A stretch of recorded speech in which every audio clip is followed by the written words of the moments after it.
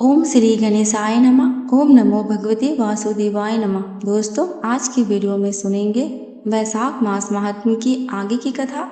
इससे पहले सुनेंगे एक मोर की विष्णु भक्ति की कहानी। कनकपुर गांव में भगवान विष्णु का एक मंदिर था। उस मंदिर के आगे एक सुंदर व काफी बड़ा बाग था। वहीं एक छोटी सी कुटिया में बाग का माली जीतो अपनी पत्नी रमा के साथ रहता था। जीतो सारे दिन बाग की देखभाल करता रहता, पेड़ों को पानी देता था।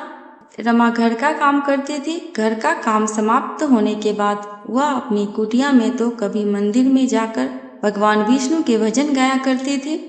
एक दिन वह अपनी कुटिया के बाहर एक पेड़ के नीचे बैठी भजन गा रही थी। तभी उसे एक मोर दिखाई दिया। वह रमा के आसपास घूम रहा था और अपने पंख फैलाकर नाच रहा था। रमा ने मोर को नाचता देखा तो उसे बहुत अच्छा लगा। जब तक वह भजन गाती रही, मोर वहीं घूमता रहा। इसके बाद वह कहीं चला गया। शाम को रमा ने जीतो को मोर के बारे में बताया तो उसने कहा, मैंने तो कोई मोर नहीं देखा। अगले दिन जब रमा भजन गाने बैठी तो वह मोर आ गया और भजन सुनकर नाचता रहा, फिर चला गया। रमा भजन समाप्त होने पर उसे ढूंढती रही, लेकिन वह मोर कहीं नजर नहीं आया। अगले दिन रमा मंदिर गई और मंदिर के पुजारी से मोर के बारे में पूछा। पुजारी ने कहा, बेटी, मैंने तो कोई मोर नहीं देखा, हो सकता है पास के जंगल से आया हो।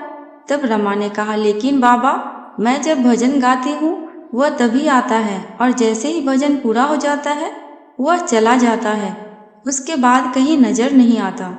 तब पुजारी बाबा ने कहा, बेटी, वह तो साधु या संत होगा जिसका जन्म मोर के रूप में हुआ है। वह जब भी भगवान श्री विष्णु के भजन सुनता है तो झूमने लगता है। इसी तरह कुछ दिन बीत गए। वह मोर हर दिन भजन सुनने आने लगा। एक दिन रमा ने जीतो से कहा, वह मोर हर दिन भजन सुनने आता है, मुझे कुछ समझ में नहीं आ रहा है। तब जीतो ने कहा, अरे बाग है, पक्षी उड़ते उड़ते आ जाते हैं, ऐसे ही मोर आ जाता होगा। तुझे लगता है वह तेरा भजन सुनने आता है? हो सकता है वह खाने की तलाश में आता हो। अगले दिन जब वह मोर आया तो रमा ने बीच में ही भजन गाना बंद कर दिया और मोर के सामने जाकर बैठ गई। उसे देखकर मोर जाने लगा। तब रमा ने कहा, हे पक्षीराज मयूर, तुम साधारण मयूर नहीं हो। मैं तुम्हारे बारे में जानना चाहती हूँ, तुम कौन हो? यह सुनकर मोर रोने लगा। उसने इंसान की आवाज में कहा, माता, मैं पिछले जन्म में एक शिकारी था। जंगल से मोर पकड़कर उनके पंख निकालकर बाजार में बेचा करता था। एक बार जंगल में मैंने एक मोर पकड़ा। उसके पंख निकालने के कारण वह घायल हो गया और मरने लगा। तब उसने मुझसे कहा, हे दुष्ट शिकारी, तू धन के लालच में ना जाने कितने मोरों को मारा होगा। हमारे पंख निकालने के कारण जो कष्ट हमें होता है वह तू कभी नहीं समझ सकता। इसलिए मैं तुझे श्राप देता हूँ कि अगले जन्म में तू मोर बने और तुझे भी इसी प्रकार कष्ट हो। यह कहकर वह रोने लगा। तब रमा ने पूछा, तुमने जो किया उसकी सजा तो तुम्हें मिल रही है, लेकिन तुम इंसान की तरह कैसे बोल लेते हो और इस श्राप से तुम्हें कैसे मुक्ति मिल सकती है? तब उस मोर ने कहा, आज जब कोई मेरे पंख निकालता है तो मुझे बहुत दर्द होता है, लेकिन इन कष्टों को सहते हुए जब से मेरा जन्म हुआ है, मैंने श्री हरि विष्णु नाम का जाप शुरू कर दिया। इस जाप के कारण मेरे कष्ट कम हो गए। आपको भजन गाता देखकर मेरा मन नाचने को बेचैन हो जाता है। भगवान श्री हरि विष्णु की मुझ पर बहुत कृपा है। मैं कभी भी अपना रूप बदल सकता हूँ। यह कहकर वो सुंदर लड़के के रूप में प्रकट हो जाता है। उसे देखकर रमा बहुत खुश हो जाती है और पूछती है, तुम किसी और को क्यों नहीं दिखाई देते? तब मोर रूपी लड़के ने कहा, मैं इंसान के रूप में रहता हूँ, किंतु जब कोई श्री हरि विष्णु के नाम का गुणगान करता है तो मैं अपने को रोक नहीं पाता और मोर के रूप में नाचने लगता हूँ। रमा ने आगे पूछा, तुम्हें इस श्राप से कैसे मुक्ति मिल सकती है? क्या मैं तुम्हारी कोई मदद कर सकती हूँ? तब मोर ने कहा, माता, यह बहुत कठिन है। यदि आप अपने पति के साथ 1 सप्ताह तक बिना अन्न जल ग्रहण किए यज्ञ का अनुष्ठान करें और मुझे पुत्र के रूप में पाने की कामना करे तो भगवान विष्णु की कृपा से मुझे मोर के जन्म से मुक्ति मिल जाएगी और मैं आपको पुत्र के रूप में प्राप्त हो जाऊंगा। रमा ने शाम को यह बात जीतो को बताई। जीतो ने मंदिर के पुजारी से बात की और यज्ञ का अनुष्ठान किया। 7 दिन लगातार यज्ञ चलता रहा। 7वें दिन यज्ञ की अंतिम आहुति के साथ मोर ने अपने प्राण त्याग दिए और 9 महीने बाद रमा के गर्भ से एक तेजस्वी बालक के रूप में जन्म लिया। भगवान विष्णु की कृपा से हर प्राणी को कष्टों से मुक्ति मिल जाती है। कथा समाप्त। अब श्रवण करेंगे वैशाख मास महात्म की आगे की कथा। करूर जी बोले, हे विभो, अब आप पुण्यात्मा पुरुषों के शरीर के दाह संस्कार का विधान बताइए और यदि पत्नी सती हो तो उसकी महिमा का भी वर्णन कीजिए। श्री भगवान ने कहा, हे ताक्ष, जिन और दही कृत्यों को करने से पुत्र और पौत्र पितृ ऋण से मुक्त हो जाते हैं उसे बताता हूँ, ध्यान से सुनो। बहुत से दान देने से क्या लाभ? माता पिता की अंत्येष्टि क्रिया भली भांति करे, उससे पुत्र को अग्निहोत्रम यज्ञ के समान फल प्राप्त हो जाता है। माता पिता की मृत्यु होने पर पुत्र को शोक का परित्याग करके सभी पापों से मुक्ति प्राप्त करने के लिए समस्त बांधवों के साथ मुंडन कराना चाहिए। माता पिता के मरने पर जिसने मुंडन नहीं कराया वह संसार सागर को तारने वाला पुत्र कैसे समझा जाए।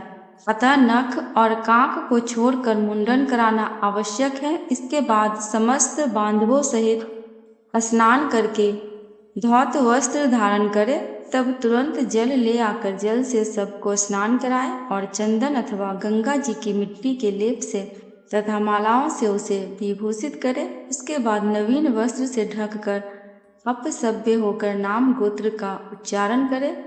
संकल्प पूर्वक दक्षिणा सहित पिंड दान देना चाहिए। मृत्यु के स्थान पर सब नामक पिंड को मृत व्यक्ति के नाम गोत्र से प्रदान करे। ऐसा करने से भूमि और भूमि के अधिष्ठाता देवता प्रसन्न होते हैं। इसके पश्चात द्वार देश पर पांथ नामक पिंड मृतक के नाम गोत्र आदि का उच्चारण करके प्रदान करे। ऐसा करने से भूतादि कोटि में दुर्गतिग्रस्त प्रेत मृत प्राणी की सद्गति में विघ्न बाधा नहीं कर सकते। इसके बाद पुत्र वधू आदि सब की प्रदक्षिणा करके उसकी पूजा करे। तब अन्य बांधवों के साथ पुत्र को शव यात्रा के निमित्त कंधा देना चाहिए। अपने पिता को कंधे पर धारण करके जो पुत्र शमशान को जाता है वह पग पग पर अश्वमेध का फल प्राप्त करता है। पिता अपने कंधे पर अथवा अपनी पीठ पर बिठाकर पुत्र का सदा लालन पालन करता है। उस ऋण से पुत्र तभी मुक्त होता है जब वह अपने मृत पिता को अपने कंधे पर ढोता है। इसके बाद आधे मार्ग में पहुंचकर भूमि का मार्जन और प्रोक्षण करके सबको विश्राम कराए और उसे स्नान कराकर भूत संज्ञक पितर को गोत्र नाम आदि के द्वारा भूत नामक पिंड प्रदान करे। इस पिंड दान से अन्य दिशाओं में स्थित पिशाच, राक्षस, यक्ष आदि उस हवन करने योग्य देह की अभिनयता अयोग्यता नहीं उत्पन्न कर सकते। उसके बाद शमशान में ले जाकर उत्तराभिमुख स्थापित करे। वहाँ देह के दाह के लिए यथाविधि भूमि का संशोधन करे। भूमि का समार्जन और लेपन करके उल्लेखन करे, अर्थात गर्भ मूल से 3 रेखाएं खींचे और उल्लेखन कर्मानुसार ही उन रेखाओं से उभरी हुई मिट्टी को उठाकर ईशान दिशा में फेंक कर उस वेदिका को जल से प्रोक्षित करके उसमें विधि विधान पूर्वक अग्नि स्थापित करे। पुष्प और अक्षत आदि से क्रमव्यान संज्ञक अग्निदेव की पूजा करे और लोमस इत्यादि अनुवाक से यथाविधि होम करना चाहिए। तुम प्राणियों को धारण करने वाले, उनको उत्पन्न करने वाले तथा प्राणियों का पालन करने वाले हो। यह सांसारिक मनुष्य मर चुका है, तुम इसे स्वर्ग ले जाओ। इस प्रकार क्रव्याल संज्ञक अग्नि की प्रार्थना करके वहीं चंदन, तुलसी, पलाश और पीपल की लकड़ियों से चिता का निर्माण करे। हे खगेश्वर, उस शव को चिता पर रख के वहाँ 2 पिंड प्रदान करे।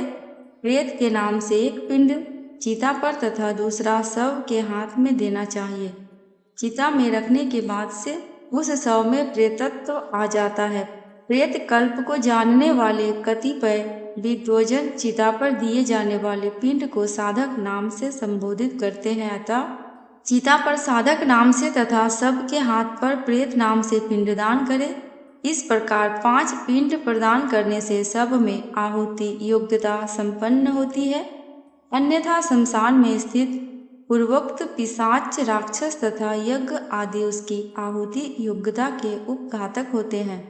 प्रेत के लिए 5 पिंड देकर हवन किए हुए उस प्रव्याध अग्नि को तिनकों पर रखकर यदि पंचक, धनिष्ठा, शतभिषा, पूर्वा भाद्रपद, उत्तरा भाद्रपद और रेवती से 5 नक्षत्र पंचक कहलाते हैं और इन पंचकों के स्वामी ग्रह क्रमशः वसु, वरुण, अजचरण अथवा अजैकपात, अहिपूर्ण और पूषा है।